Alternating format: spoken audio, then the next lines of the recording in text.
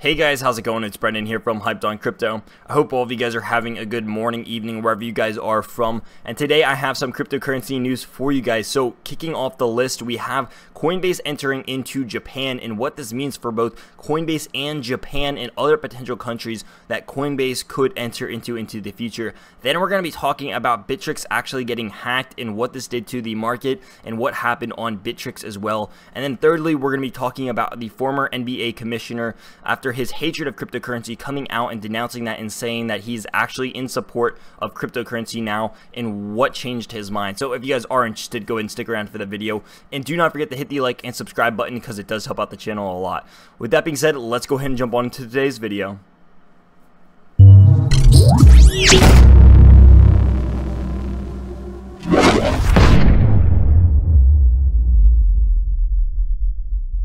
So on June 4th, 2018, Coinbase announced that they were going to be coming to Japan. Now, this is a pretty big deal because Japan has been openly supporting cryptocurrency for a while now, and they've been in the news a lot lately for all of the support that they've been giving cryptocurrency, whether it's from their companies or their leaders or, their celebrities.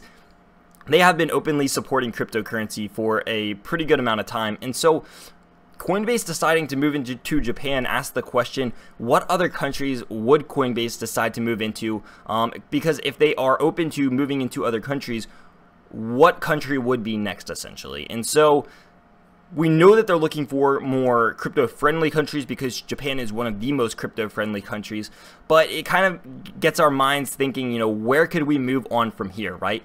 So they released something else on their blog post talking about this and really how it's going to work and how it's going to go down. So they said that this is something that they've been thinking about a lot lately, and that they actually decided to choose the fintech leader, Neo Katazawa, as the one leading efforts of Coinbase moving into Japan and in charge of the whole process of transferring, this American company into this more so of a Japanese company now. So it's going to be really unique how this works and how they are going to be branching themselves, or really just branching off as a company in its entirety, moving on to different sectors and having leaders of different countries all reporting, I guess, to a board or a figurehead, and how this is going to work. So we know that, the vice president of Coinbase was the one who came out and was explaining all of this in the blog. So it's really cool to see that someone like the leader of fintech, obviously a brilliant guy leading these efforts, and I really don't think that you could have much of a better suit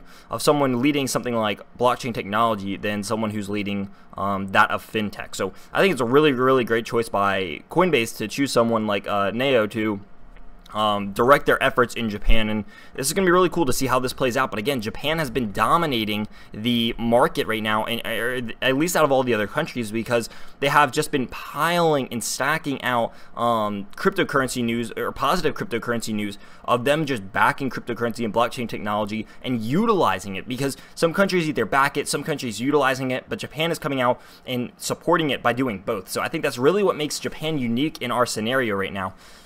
Next, we're going to be talking about how the former NBA commissioner emerges from retirement to back Ethereum-based cryptocurrency. Now, this is unique because I think he stands for a lot of people that we think of right now, in that we think of these older people who are very, very successful, or they are the leader of a company or a huge organization, typically older in age, but they all have one thing in common, that they really don't like cryptocurrency and that they tend to bash it, or think that they kind of just think that it's a nuisance. So what changed his mind from hating cryptocurrency and saying that it's a nuisance to actually backing it and coming out in a live interview and saying that he backs cryptocurrencies now? Well, I think his response is that which a lot of people's should be, because he essentially said that he kind of just bashed it like everyone else, without looking at the technology behind it or what made him hate it. He just kind of said, everyone hates it because you hate it, and there's really no reasons. You just say that you hate it because you're in this, you're in this group, right?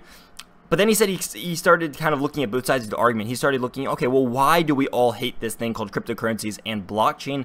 And then that's when he kind of realized that this was extremely useful and there was really no reason to hate it. In fact, he should be backing it. And so let me go ahead and read this quote for you guys, because it is really, really cool. And I think more people like him should be doing exactly what he did, going through the same thought process. So he said, my initial thoughts about Bitcoin and blockchain were that we were witnessing a modern day version of the tulip frenzy. that would come to nothing and then just fizzle out. I then came to understand that blockchain technology had much to offer with respect to a range of transactions in many different industries like the sports sector. And then he goes on to say that he has trouble understanding why a cryptocurrency could never be tethered to a fiat currency, or why it could never be tethered to a specific price. So, you know, he still kind of has a little bit of understanding left to kind of search and find out about cryptocurrency, but he's definitely done his research here in knowing that cryptocurrency has much to offer in many different facets of the world that we live in today. It's not just one thing like banking, or it's not just one thing like smart contracts. It can do everything, or maybe not everything, but a lot of different things that cryptocurrency can accomplish and achieve and do better than we have in, you know, our mainstream markets today. So really, really cool stuff, and hopefully we see more guys that are in his position come out into the news and really talk about their experience in cryptocurrency and digging into the information and looking at the technology behind it all. Thirdly, we have the Bitfinex hack. Now, this was nothing too significant.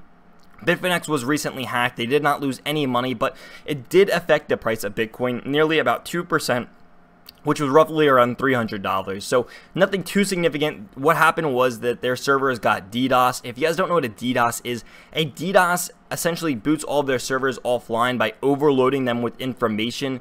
So it was kind of like someone just kind of cut the internet off of Bitfinex, which halts trading and kind of just causes more so of a panic and a chaos. And so it's more of kind of a mental factor more than an actual financial factor coming in. So it was nothing too serious. No money was lost. Nothing was, you know, done in harmful or permanent damage. It was, I guess, just a group of hackers who wanted to try to manipulate the price of Bitcoin, thinking that if they could boot Bitfinex, because they are a fairly large exchange, if they could boot them offline, then they could see a price in Bitcoin.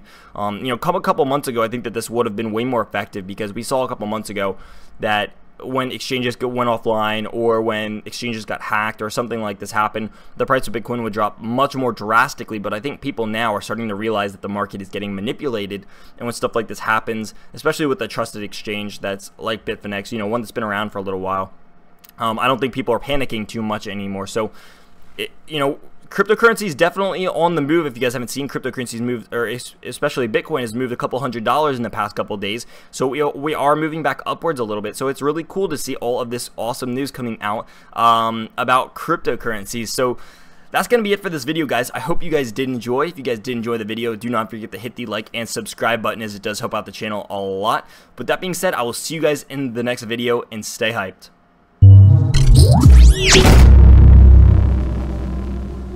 Yeah.